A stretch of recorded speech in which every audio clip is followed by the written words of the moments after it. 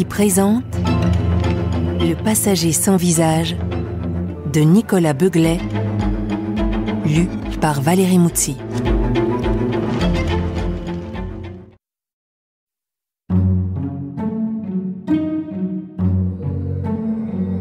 Chapitre 1.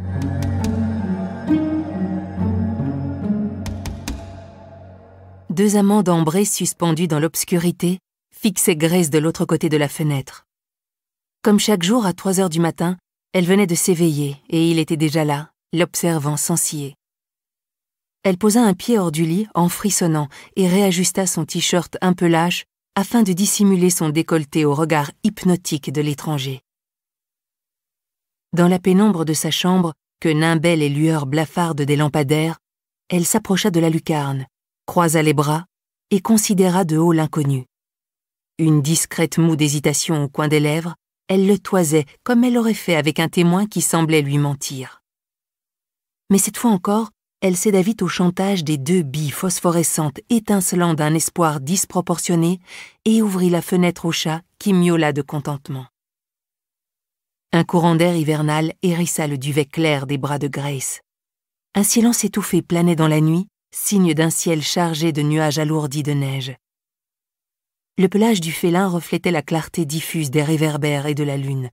Il lécha son dos, attendant apparemment que la jeune femme réagisse au cadeau qu'il venait de lui apporter. « Un nouvel oiseau mort ? Comme c'est gentil !»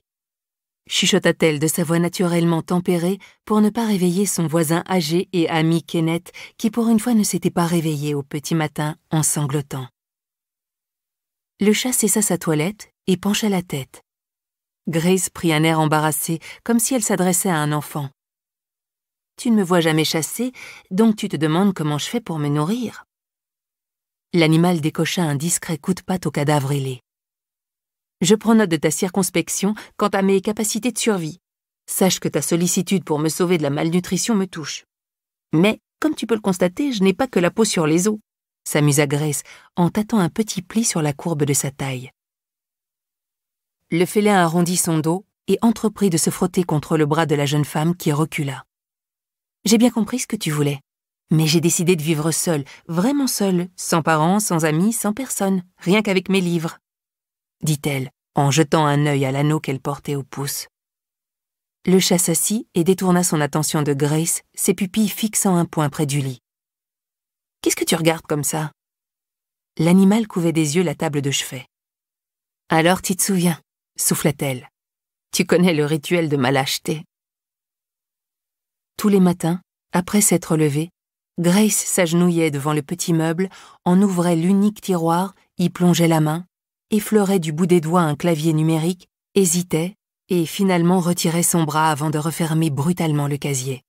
« Tu sais, il y a 6 mois à peine, j'ai eu le courage de reprendre la clé et d'aller rouvrir la porte, mais quand j'ai revu tout ce qu'il y avait derrière, j'ai flanché et je suis ressortie tout de suite.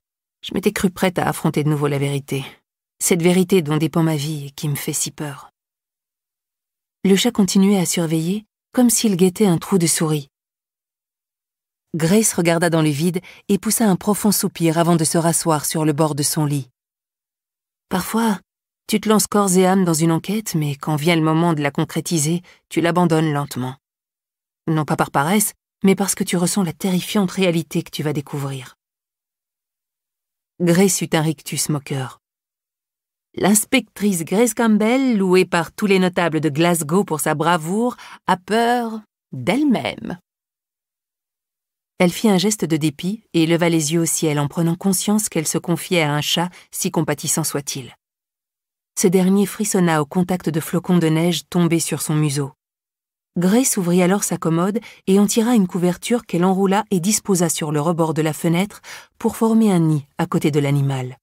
« Tu peux te blottir là-dedans, tu auras chaud. Mais on en reste là. » Elle referma délicatement la fenêtre pour ne pas coincer la queue louvoyante du félin. Puis, elle s'empara de la lanterne posée sur sa table de nuit et alluma la bougie qui crépita dans le calme de la chambre. La flamme répandit son halo sur le visage de la jeune femme, inondant d'une lueur orangée son doux regard noisette et les vaguelettes charnues de ses lèvres. Grace se retourna. Seuls les contours de sa silhouette aux formes joliment arrondies miroitaient sur les carreaux. Le chat avait disparu. Elle regretta presque qu'il soit parti si vite. Elle aurait aimé qu'il insiste un peu plus, qu'il fixe de nouveau le tiroir tabou, qu'il la culpabilise de repousser sans cesse l'échéance. Elle ramassa ses vêtements qui traînaient par terre en s'amusant à penser qu'un observateur extérieur aurait pu y voir les reliefs d'un désir impatient. La réalité était moins exotique.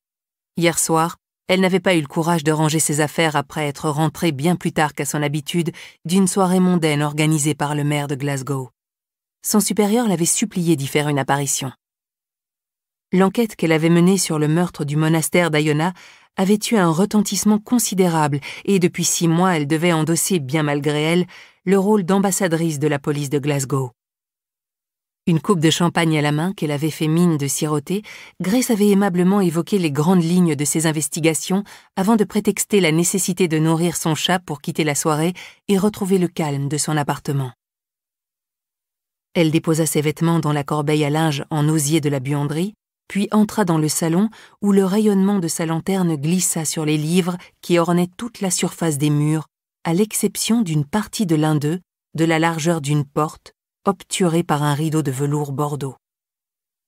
Elle fit un léger écart en passant devant la tenture, éprouva l'inévitable pincement au cœur. Puis, elle alluma la radio et s'installa sur un tapis de gym au milieu de la pièce afin de faire ses exercices de pilates. D'une oreille distraite, elle écouta les informations de la nuit qui s'égrenaient. Alerte à la pollution dans la ville d'Édimbourg, vote au Parlement écossais de la loi d'accélération de l'identité numérique. Son activité physique accomplie, Grace se rafraîchit d'une douche à peine tiède, s'habilla et prit un petit déjeuner frugal en lisant Le Meilleur des mondes, jusqu'à ce qu'un grincement de parquet provenant du palier attire son attention. À cette heure dans l'immeuble, Grace était généralement la seule levée.